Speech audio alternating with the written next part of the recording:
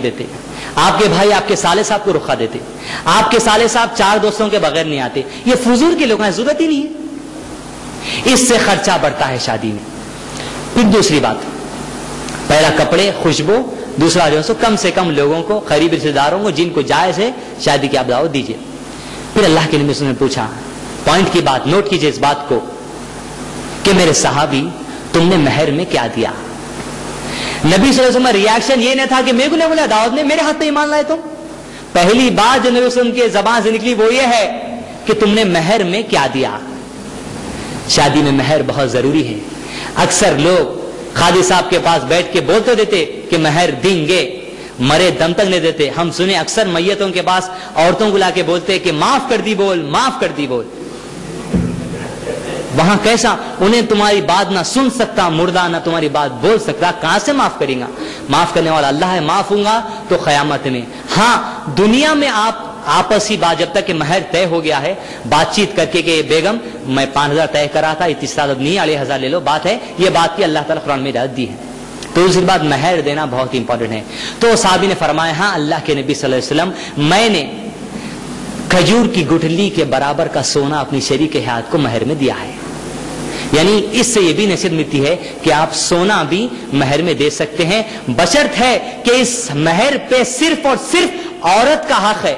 کل کے دن آپ سونا بولیں گے گولڈ لون لینا ہے, بیگم ذرا سونا دو, آپ جو سو گرفت میں آ جائیں گے, نہیں ہوگا یہ کام. تو کپڑے, خوشبو, مہر, کم سے کم لوگوں کو دعوت. اب یہ اہم چیزیں ہیں شادی کے لیے. آج کل ہمارے معاشرے میں جو بات چل رہی ہے, اکثر اخباروں میں آتا, حج کمیٹی میں آندھرا پردیش کے چیف منسٹر غریب بچیوں کی شادی کر دی.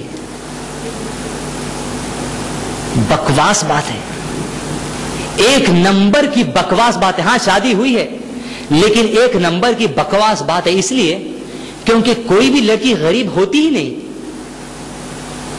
کوئی لڑکی دنیا کی غریب نہیں ہے. کیونکہ اسلام جو شادی کا معیار, جو شادی کا نظام آپ کو بتایا ہے, اس میں لڑکی کو کچھ لانا ہی نہیں ہے, کچھ لانا ہی نہیں ہے. غریب کیسا ہو گئی؟ لوگ بولتے میں ایک غریب بچی کی شادی کرا, کیسا کرے؟ ملکہ فرنیچر پہ جا کے 6000 روپے کا سیٹ دلا,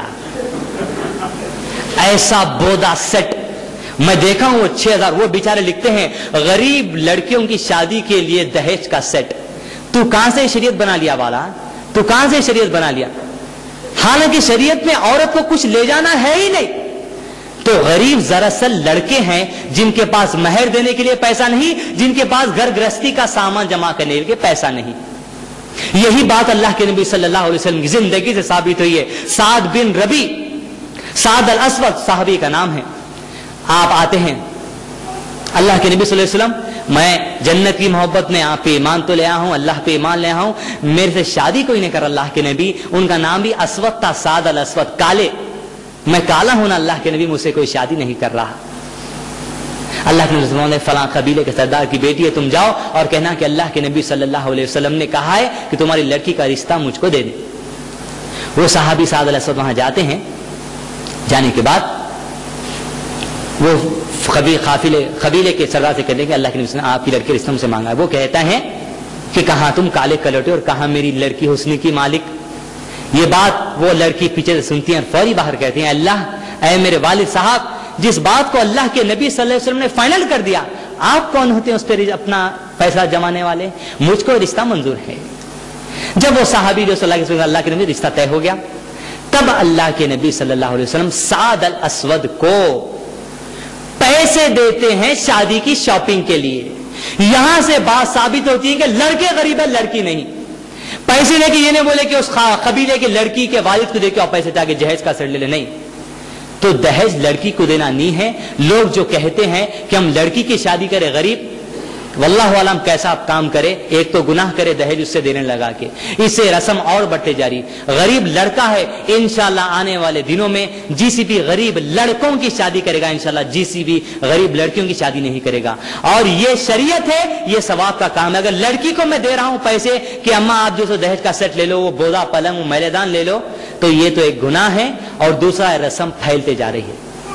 تو شادی ان طریقوں سے ہونی چاہیے, ضروری ہے. اب جو آپ کے سر کے اوپر میں بٹھایا تھا سوال का जवाब देने से पहले मंजों से लेके 5 जुमागी तक, शादी और वलीमा छोड़ के, ये बिफोर और आफ्टर जो है शादी से पहले, आजकल गंजे आ रहे हैं देखो, बिफोर ऑपरेशन और आफ्टर ऑपरेशन, वैसे ही हमारे पास बिफोर शादी एक है, आफ्टर शादी, बिफोर साची मंजे रसम साचक, और आफ्टर शादी है जुमागियां 5। और अफसोस की बात यह है कि हमारे पास शादी में भी चहलुम है, मैयत में भी चहलुम है। हकीकत है, एक आदमी मरे तक 10वां 20वां 40 दिन तक उसकी जो है सो शोक मनाया जाता है। और शादी में अगर आप मंजों के दिन से काउंटिंग शुरू कर ले, मंजे, एक दिन गैप सांचक, एक दिन गैप शादी, एक दिन गैप वलीमा, उसके बाद 5 जुमागियां, 5 7 35, 7 दिन के गैप है 35, ये 5 दिन 40 दिन, 40वां शादी में, 40वां जैसे अल्लाह माफ करे मैयतों में भी। तो ये जो हमारा मिजाज हो गया है कि इस तरह बिफोर मैरिज, आफ्टर मैरिज। आप जो पूछे थे नबी सल्लल्लाहु अलैहि वसल्लम और सहाबा शादी कैसी करे, ये बिफोर मैरिज आफ्टर मैरिज ना नबी करे हैं ना सहाबा करे हैं। फैसला आपके हाथ में, इन कुंतुम तुहिब्बून अल्लाह, अल्लाह से मोहब्बत है, फत्तबिऊनी, इत्तिबा करो नबी सल्लल्लाहु अलैहि वसल्लम, कैसी, जैसे उनके सहाबा भी करना। सहाबा से भी अमल साबित नहीं है, चलो एक भी सहाबा से अगर अमल साबित है, कश्तियां ले जाने का, वो मेहंदी लगाने का, उंगली पकड़ने का, तो हम भी करेंगे इंशाल्लाह। लेकिन कुल इन कुंतुम तुहिब्बून अल्लाह, अल्लाह से मोहब्बत है, फत्तबिऊनी, नबी की इत्तिबा करो। और वैसी इत्तिबा जैसी नबी ने हदीस में तालीम दी और जिस साहबा ने दी। मैं उम्मीद करता हूं कि सवाल का जवाब मिल गया। कोई सवाल दोस्तों की तरफ से या बहनों की तरफ से तो आप इंशाअल्लाह ताला कर सकते हैं। माशाअल्लाह सवाल जवाब का सिलसिला बड़ा अच्छा जा रहा है। टॉपिक के उन्वान पर अगर किसी को सवाल करना है तो करिए।